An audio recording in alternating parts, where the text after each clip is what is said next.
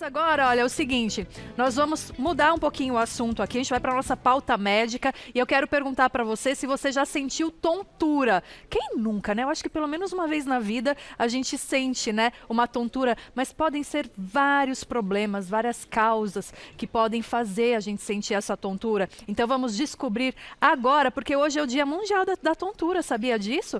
É, gente, a OMS diz que afeta 30% da população mundial e pode ser sintoma de diversas doenças, por isso a atenção tem que ser aí redobrada. E neste Dia Nacional da Tontura, nós convidamos o otorrinolaringologista Marcel Menon para responder aí, tirar as nossas dúvidas. Seja muito bem-vindo, doutor. Tudo bem, Camila? Muito obrigada Obrigado pela sua presença, viu? Eu que agradeço. Por que acontece a tontura? Camila, tontura é basicamente um distúrbio da sensação de equilíbrio, né? Que é uma sensação muito importante para o nosso corpo. E o equilíbrio ele é definido por um tripé de 3 sistemas que a gente tem no nosso corpo. O primeiro deles é a parte do labirinto, nosso sistema vestibular, né? Que ele dá justamente essa sensação de como que a gente está no espaço e é o que causa a maior parte das tonturas, principalmente as vertigens, que a gente vai falar um pouquinho mais para frente. Tá. O segundo sistema é a visão. Então, já me antecipando também, a pessoa que tem um problema na visão também pode ter uma percepção de tontura.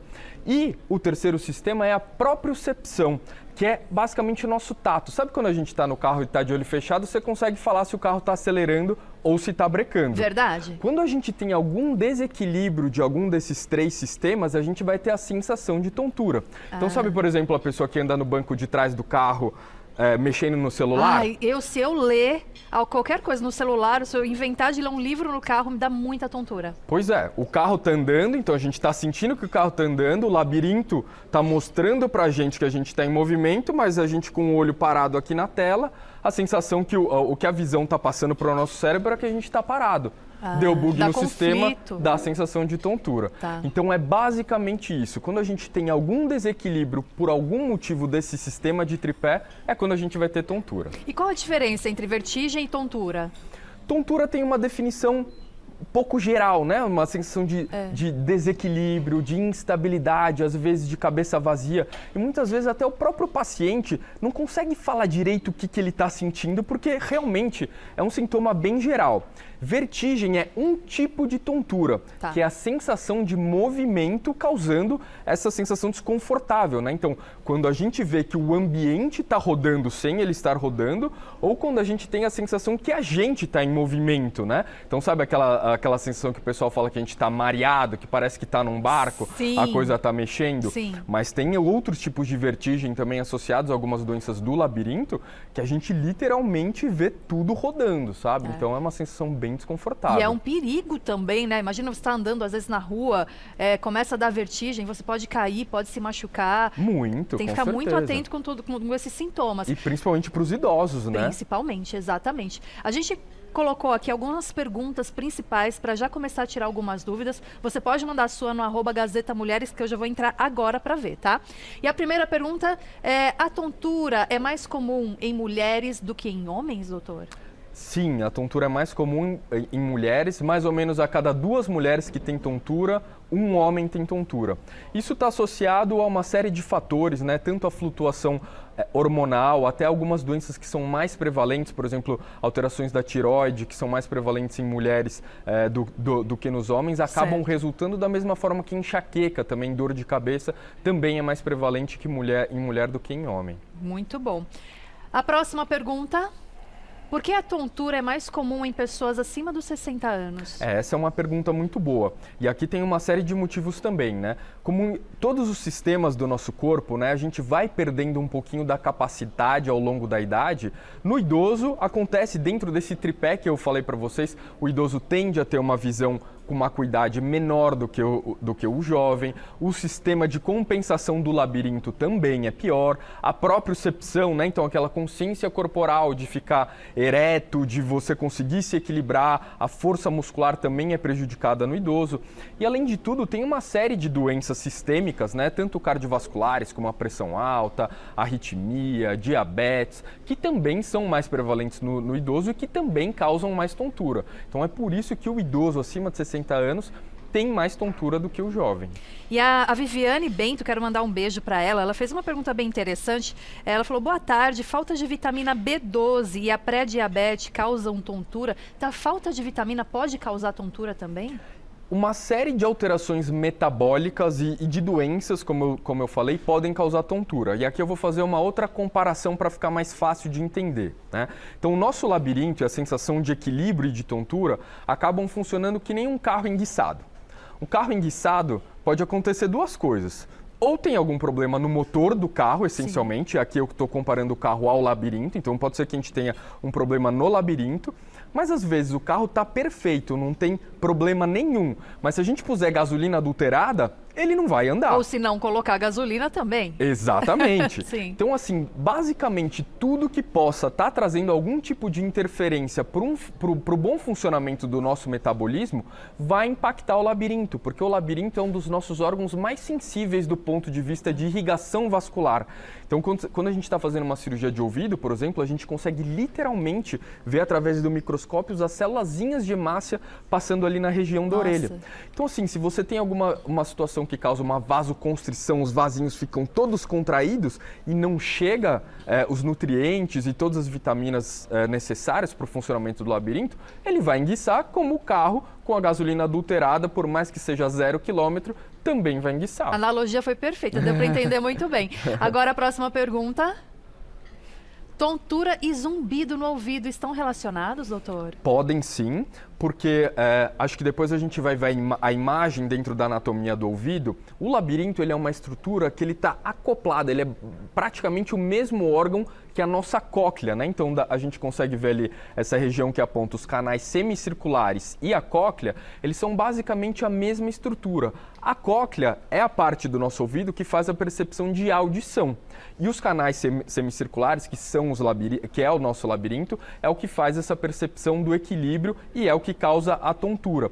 O líquido que passa lá dentro é o mesmo. Então, se existe alguma condição, por exemplo, a gente vai falar sobre isso, tem uma doença que chama síndrome de Meniere, por exemplo, que é quando a gente tem uma pressão muito alta dentro da cóclea e do labirinto. Isso pode causar tontura, isso também pode causar o zumbido, que é uma interferência na nossa sensação auditiva. É um som sendo produzido, né, um estímulo auditivo sem ter nenhum som vindo do ambiente, que é justamente o conceito do zumbido. Então a resposta é sim, zumbido e tontura podem sim estar associados e provavelmente têm a mesma causa. Mas a doença de Meniere é um zumbido também? A doença de Meniere é a pressão dentro do líquido da cóclea e do labirinto que pode causar zumbido e pode causar tontura. E tem tratamento para essa doença? Tem sim. Tem uma série de tratamentos que começam com adequação de hábitos de vida, tem medicações e eventualmente até cirurgia. Eu acho que um conceito interessante dentro dessa pergunta que você fez é a gente lembrar que tontura e também o zumbido, eles não são doenças, eles são sintomas, né? Assim como é, por exemplo, a dor. A dor a gente pode ter dor porque torceu o pé, pode ter dor porque está com enxaqueca. Não é a causa, é a consequência. Não é a causa. Então existe uma série de doenças que podem resultar no sintoma tontura. Uma delas é a doença de Meniere, que é um tipo de labirintopatia, de doença do labirinto, que resulta em tontura e também zumbido, nesse caso especificamente. E a Rogéria me lembrou de uma coisa que muito legal sua pergunta também, Rogéria. Tive vertigem dos cristais. Com uma manobra na consulta, o otorrino colocou meus cristais no lugar. Como é que é isso? Exato. Então essa é uma outra doença também que é uma labirintopatia, né? Então é uma doença do labirinto, não é que esteja acontecendo nada no seu corpo. O nome dessa doença é meio feio, é complexo, mas é vertigem posicional paroxística benigna, que a gente chama VPPB, que basicamente é exatamente o que a espectadora falou, Rogéria. Dentro do nosso labirinto, a gente tem uma série de cristais, né, que estão nadando dentro desse líquido que fica dentro do labirinto. Então, isso que faz a gente ter essa percepção, por exemplo, se eu estou virando aqui para o lado, o meu olho está vendo que a minha cabeça também está virando, e os cristalzinhos estão dançando também dentro do labirinto e falando para o nosso cérebro, ele está virando para o lado direito. A partir do momento que esses cristais saem do lugar, a gente começa a mandar informações incorretas para o nosso cérebro. E a sensação é horrível dessa doença, que é justamente justamente dessa tontura rotatória. Qualquer coisinha que a pessoa mexe a cabeça, então, sei lá, vai estender uma roupa no varal, abaixa para amarrar o tênis, tudo. então tá deitada, né, acabou de acordar, ela levanta muito rápido, começa a rodar tudo por uns 30, 40 segundos, dá aquela sensação de náusea, às vezes até vomita mesmo. Sim. E aí depois de 30, 40 segundinhos, a hora que ela para, estabiliza um pouco a queixa, mas se ela mexer a cabeça de novo, a tendência é que comece a rodar tudo isso. E essa é uma doença especificamente que o otorrino adora atender no consultório, porque é exatamente isso que a Rogéria falou. É um tratamento que não é através de remédio, não é através de cirurgia. A gente simplesmente pega o paciente, tem existe uma manobra, né, chamada manobra de Epley, a mais clássica, mas tem outras manobras, que basicamente a gente vai mexendo a cabeça do paciente, então ele deita, vira para um lado, vira o corpo, depois levanta, que é uma manobra de reposicionamento desses cristalzinhos que saíram do lugar. E muitas vezes com uma manobra, o paciente chega com tontura no consultório, você faz a manobra, resolvido, o melhor médico do mundo. Nossa, maravilhoso, já sai de lá já sai de lá curado, se sentindo super bem. Bom. Outras vezes também precisa ser feito 2, 3, 4 sessões. Depende do caso. Mas em geral são casos bem benignos, digamos assim, de relativamente fácil resolução. Quando você agacha, levanta rápido ou levanta da cama, que dá aquela tonturinha, isso é comum, é normal ou eu preciso ficar também atenta e procurar um médico? Se a pessoa chegar até a perder a consciência, é um motivo de preocupação. Isso é uma coisa que a gente chama de hipotensão postural. Então, o que está acontecendo? Se você levanta muito rápido, o que acontece é que está faltando sangue chegar no seu cérebro e no seu labirinto. E aí, muitas vezes, o que acontece é dar aquela escurecida na visão, né? E aí, muitas vezes, pode até acontecer a lipotímia, que é aquela sensação, putz, vou desmaiar a qualquer momento, mas você não chega a desmaiar. Isso, basicamente, está faltando sangue chegar no nosso cérebro.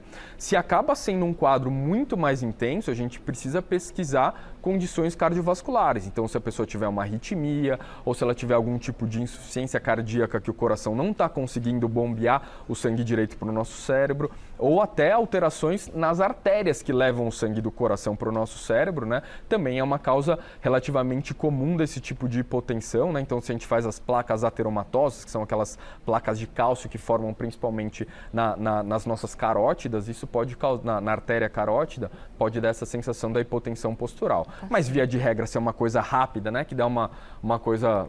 e passou, e depois de vez passou, em quando... a pessoa jovem não tem nenhum antecedente, a maioria das vezes é tranquilo, mas se estiver muito intenso ou muito recorrente, vale a pena procurar um médico para investigar também causas cardiovasculares causando esse tipo de tontura. Mais uma pergunta na tela. Como o estresse e a ansiedade afetam o equilíbrio e causam tontura? Pois é, né? Até problemas aí emocionais, né, psicológicos podem causar tontura. Basicamente, quase tudo pode causar tontura e, assim, especificamente essas causas psicológicas, né, associadas à parte emocional, dentre as tonturas não labirínticas, talvez sejam a causa mais comum, ainda mais na rotina corrida de hoje em dia, né? É mesmo. E o que acontece? Na verdade, ela age em todos os sistemas, né? Então, pensando do ponto de vista do labirinto, qual é a reação da pessoa estressada, ansiosa? Ela está toda contraída, né? Então, ela está num status contínuo de vasoconstrição. Os vasinhos dela estão super estreitinhos. Dificulta a irrigação do labirinto e também do nosso cérebro.